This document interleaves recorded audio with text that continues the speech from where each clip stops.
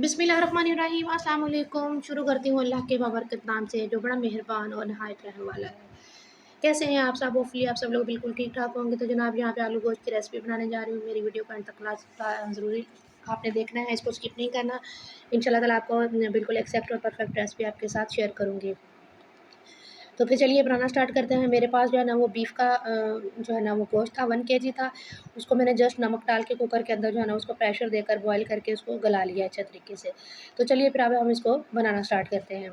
तो उसके लिए जो है ना वो सबसे पहले मैंने जो है ना वो हाफ़ कप जो है ना वो घी का डाल दिया है इसके अंदर, और आपने चॉप कर लेना है प्याज को बारीक-बारीक। आपने वो प्याज जो है ना वो इस घी के अंदर डाल के इसको अच्छे तरीके से आपने सॉफ्ट कर लेना है।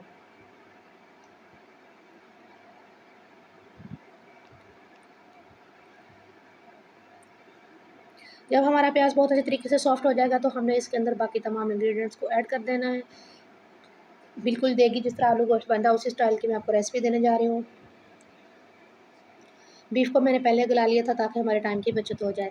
तो इसके अंदर मैंने डाल दिया 1 टेबल स्पून लहसुन अदरक का पेस्ट और साथ में टमाटर। एक जो है ना वो टमाटर बड़े साइज़ का कट करके मैंने वो ऐड कर दिया है। और साथ में अब जो है ना वो बाकी तमाम स्पाइसेस को ऐड कर देंगे। 1 टेबल स्पून इसमें मैंने डाला है हल्दी पाउडर, 1 टेबल स्पून नमक,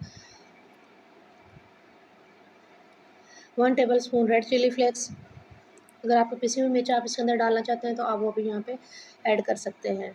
और हाफ़ टेबल स्पून इसमें मैंने जो है ना वो डाल दिया है पिसा हुआ ज़ीरा पाउडर और धनिया पाउडर। ये दोनों चीज़ें जो है वो रोस्टेड हैं, पाउडर फॉर्म में है, जो मैंने इसके अंदर ऐड की हैं।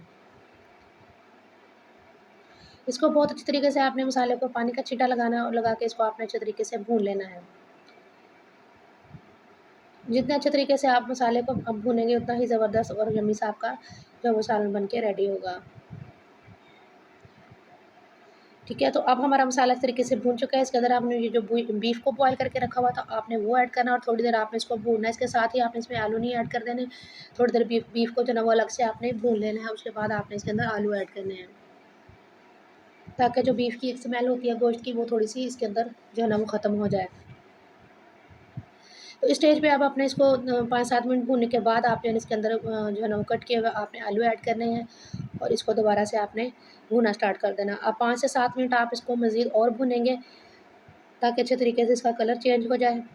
तो ये देखें कितना ज़बरदस्त कलर आ चुका है इसका, बहुत अच्छे तरीके से हमने इसको भुना रहा। अब आपने इसके अंदर जितना आपको शोरबा रिक्वायर हो आपने इसके अंदर वो पानी ऐड करके और आपने इसको पकने के लिए छोड़ देना है, ताकि हमारे आलू भी अच्छे तरीके से गल जाएँ। उतनी देर में जो लोग मेरे चैनल पे नहीं हुए उनसे मेरी यही रिक्वेस्ट है कि आप लोग मेरे चैनल को सब्सक्राइब ज़रूर कर लीजिएगा।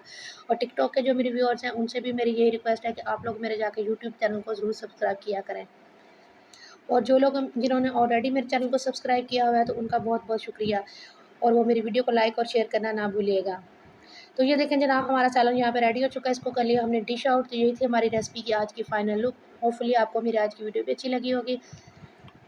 अगर अच्छी लगी हो तो मुझे एक प्यारा सा कमेंट ज़रूर कीजिएगा। अपना ख्याल रखिएगा, अपने वालिदैन का ख्याल रखिएगा। Thanks for watching.